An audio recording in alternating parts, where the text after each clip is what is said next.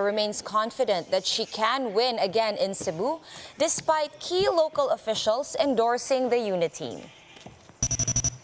And in sports, the Ateneo Blue Eagles made a new record in the UAAP after beating the UST Growling Tigers with a whopping 50-point margin. And in the PBA, Game 6 is on tonight.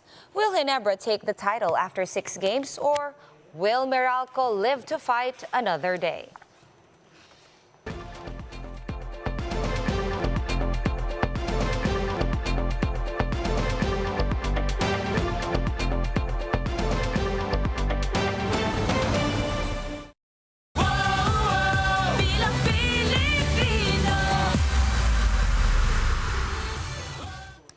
Fast, focused, and fearless. Here's everything you need to know as you jumpstart your day. I'm Sean Yao. President Rodrigo Duterte urged new graduates of the Philippine National Police Academy to stay within their legal limits in the performance of their duties. Duterte said this as he attended the first ever face-to-face graduation ceremony of the PNPA over at Camp Castañeda since the start of the pandemic. So yan lang tandaan mo.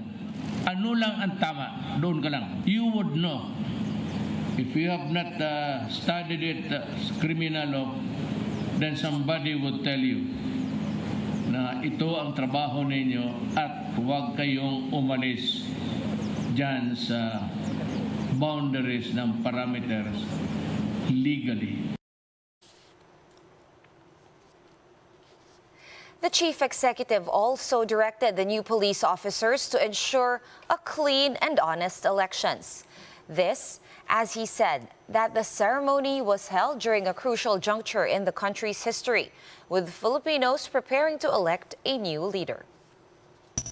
Kaya nang sinabi ko sa lahat ng politiko, give us a clean and honest election.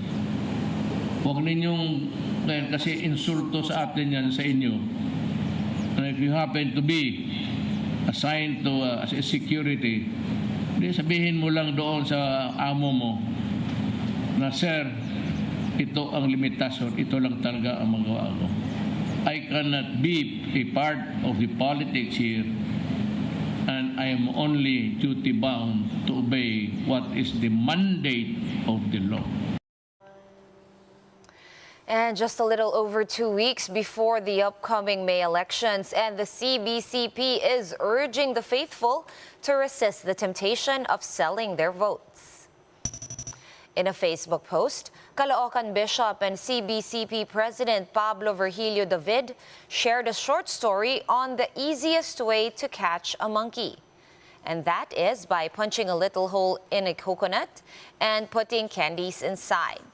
This way, the monkey will reach in and be trapped because it will never let go of the candies already in its hand. David explained that the little cash offered by politicians to buy votes is no different from the few pieces of candy in a coconut. He is telling voters that if they try to grab this cash, it's not just them, but the entire country that is going to get trapped. At the end of his post, David left this question for voters to mull over. In the remaining days before the elections, we are not monkeys after all, are we? And Vice President Leni Robredo might have been the runaway winner in Cebu back in 2016, edging Ferdinand Marcos Jr. by almost 400,000 votes.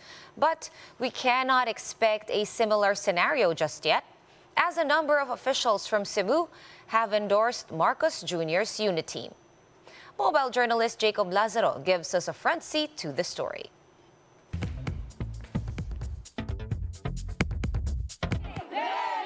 It was a jam-packed Thursday for Robredo and the Tropang Angat here in Cebu.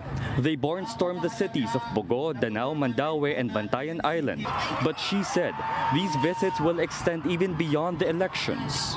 Ito po yung klase ng pamamahala na pinapangako namin sa inyo.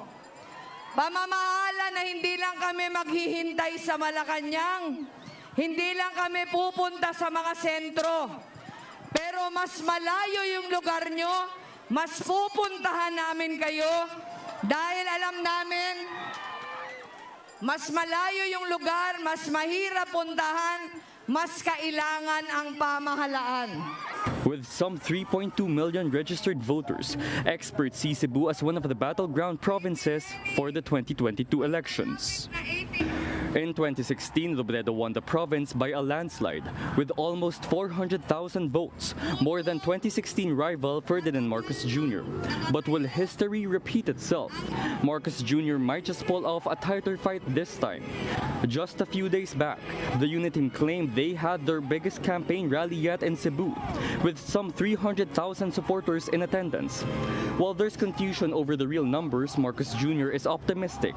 This marks their strength in the province, especially now that they have the backing of ruling local party One Cebu. Party head and Cebu Governor Gwendolyn Garcia even promised to deliver a landslide victory to the presidential candidate. As for Robredo, she said she has been getting the same amount of support from Cebuanos, if not more. In the first place, yung volunteerism na nakikita ko sa Cebu ngayon, wala ito noong 2016. Yung mga local officials naman na tumulong sa atin in 2016, kasama pa din natin ngayon. Sina Vice Governor Junjun, yung grupo niya kasama pa din natin. After Cebu, the Vice President is scheduled to go back to Manila, then Pasay on Saturday for her birthday rally as she turns 57.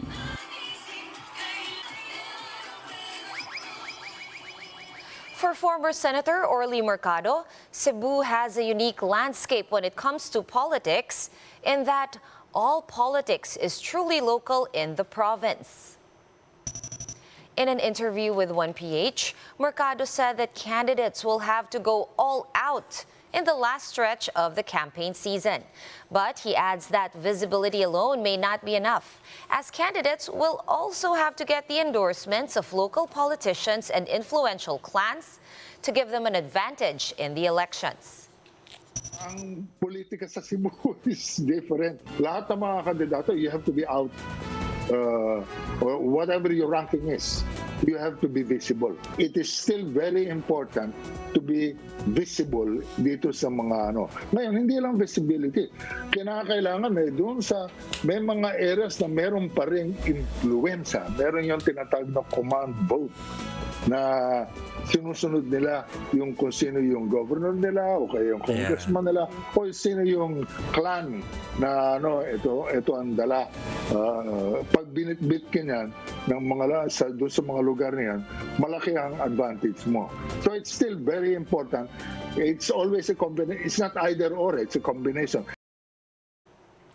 We'll be back with more stories after this quick break. Keep it here on One News.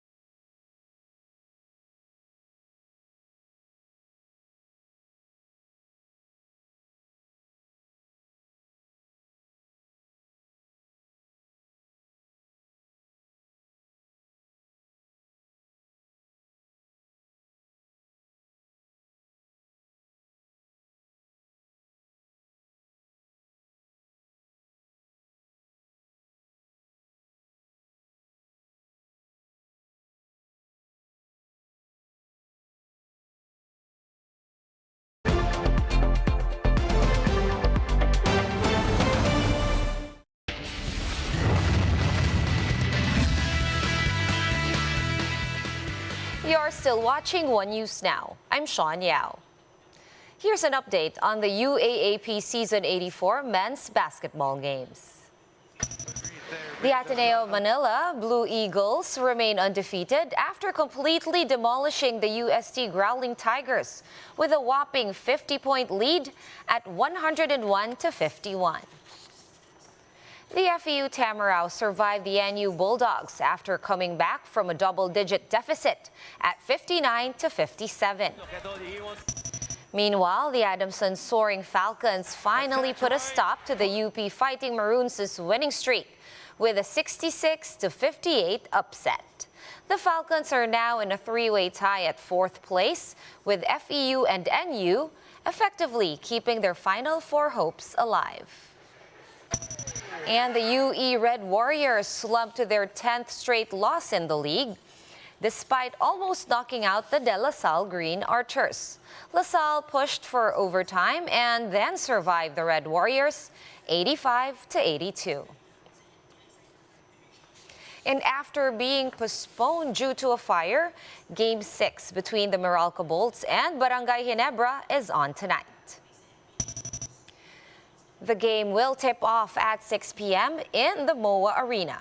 The Gin Kings will try to clinch the PBA Governor's Cup title tonight, while Meralco will try to survive and take the series to a clincher Game 7.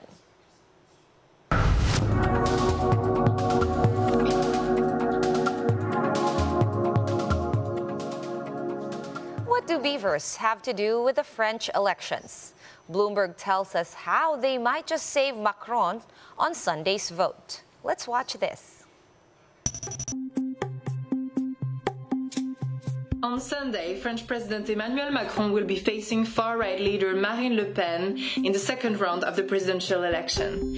Just like in 2017, he is expected to win, but this time around by a much narrower margin. And that's partly because of the French beavers. The French beavers are the left-leaning people who've been voting for Macron and for previous candidates just to prevent the far-right from gaining power. In other words, the French beavers have been building dams against the far right. And as one Green leader recently put it, the French beavers are getting tired. The president has been facing multiple crises, not just the war in Ukraine, but also COVID and opposition to his pension reform or the Yellow Vest protest against economic inequalities. And Macron has been dubbed the president of the rich, something that Marine Le Pen, the far-right candidate, has been trying to weaponize against him. So now Macron's job is to try and convince some of the beavers to be beavers again and to vote for him just to prevent Le Pen from gaining power. Recently, he's made concessions, some limited concessions to the left, including that he would appoint a prime minister who would also be in charge of the green transition. We'll find out on Sunday whether or not the French beavers are still being beavers. And that's how the day is shaping up to be. Join us again later at 9 a.m. as we monitor the day's biggest stories from sunrise to sundown. You can also catch One News on Signal Play. Register for a free account at www.signalplay.com and stream One News live anytime, anywhere. I'm Sean Yao. Masks on, wash hands, and stay safe, Philippines. We are One News.